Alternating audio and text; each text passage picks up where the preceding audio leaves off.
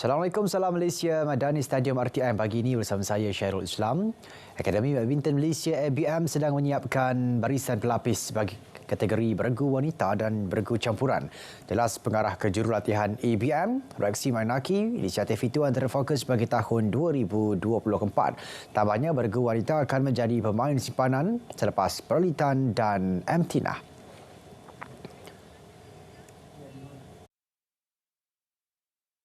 Kita ke depan ini 2004 kita punya big task untuk di women's double itu ada backup untuk bisa pelapis Pearly dengan Tina. Untuk di mix kita memang ada perlu. Sekarang ada Pangrong dengan Soyin balik. Kita ada mau cari lagi beberapa lagi untuk bisa backup To dengan Tang Jie lah. Dalam pada itu, beliau memuji beberapa pemain sama ada beregu lelaki, wanita maupun perseorangan yang berjaya menunjukkan keputusan positif sepanjang musim 2023 ini. 4 atlet wanita bakal diserapkan ke dalam program podium tahun depan sebagai usaha memantapkan pasukan negara. Presiden Persekutuan Karate Malaysia MAKAF, Datuk Nur Azmi Ahmad berkata, 4 individu terbabit merupakan atlet pembangunan yang dicadang naik pangkat ke program kendalian Majlis Sukan Negara MSN. Menerusi senarai cadangan dikemukakan MAKAF kepada MSN, atlet itu membabitkan atlet wanita Lovely Ann Roberts, Natalia Sherawini Yampil, Nancy Ellie Eva Farah Regin dan Zakiyah Adnan.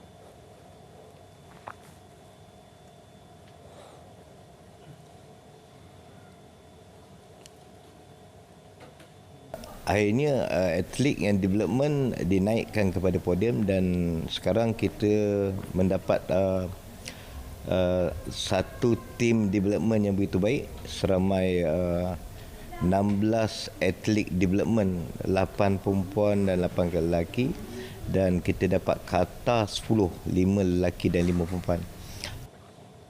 Tambah Datuk Nur Azmi, terdapat 4 nama turut dicadang untuk digugurkan daripada program podium. Penilaian akan dijalankan terlebih dahulu sebelum membuat sebarang keputusan lanjut. Juara sukan C 4 kali R. Shamendran bersara sebagai atlet karate di atas faktor kecederaan. Perkara itu turut disahkan Presiden Persekutuan Karate Malaysia MAKAF, Datuk Nur Azmi Ahmad. Bagaimanapun, Shamendran akan berkhidmat sebagai jurulatih pembangunan bulan depan.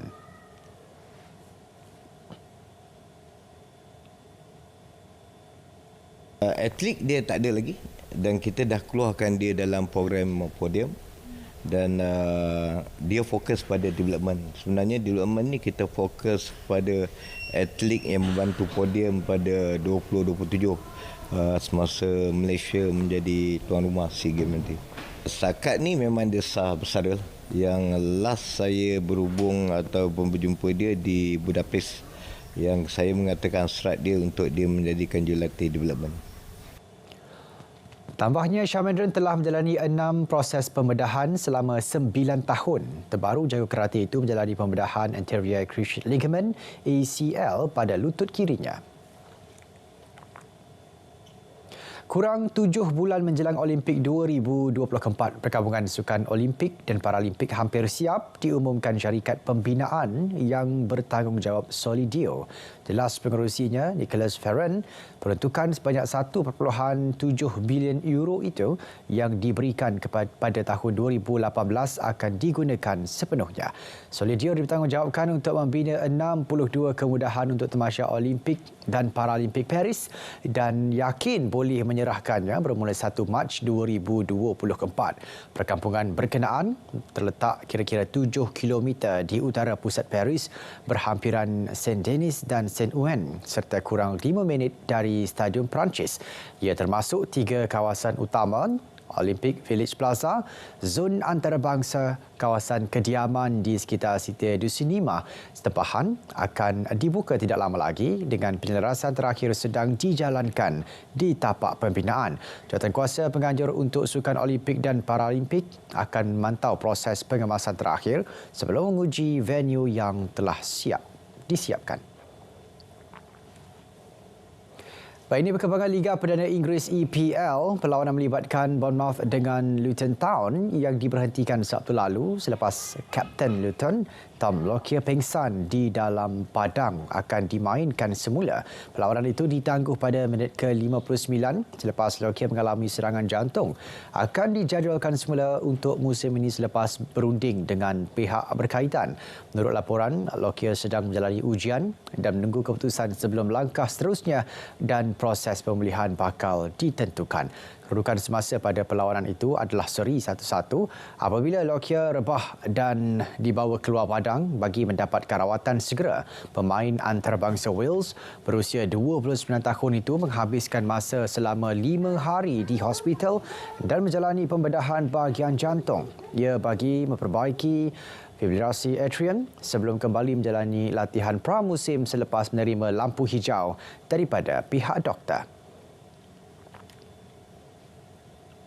Penyerang Brazil Neymar tidak akan pulih daripada pembedahan lutut dalam masa terdekat untuk beraksi di Copa America tahun depan.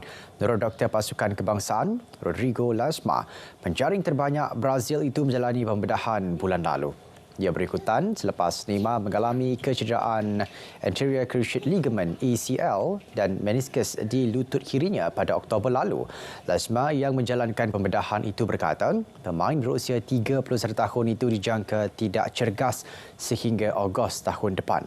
Tambahnya, beliau tidak berhasrat untuk mengambil masa yang lama dalam proses pemulihan untuk Neymar kembali beraksi semula. Neymar menyertai kelab Saudi Pro League Al Hilal pada Ogos lalu, namun bekas penyerang Barcelona dan Paris Saint-Germain itu hanya bermain 5 perlawanan kerana sering bergelut dengan kecederaan otot.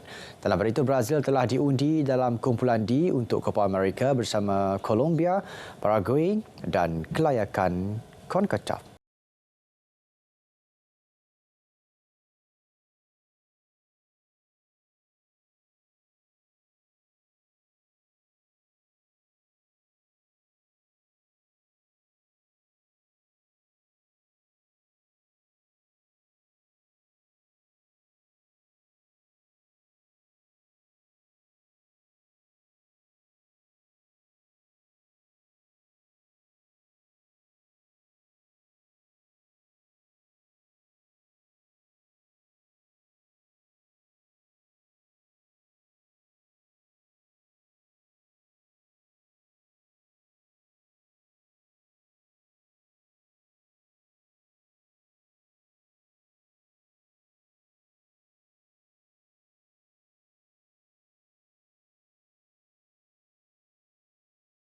Dari sungai ke segara, Palestin pasti merdeka. Sekian Stadium RTM. Assalamualaikum, salam Malaysia Madani, salam sukan untuk sebuah.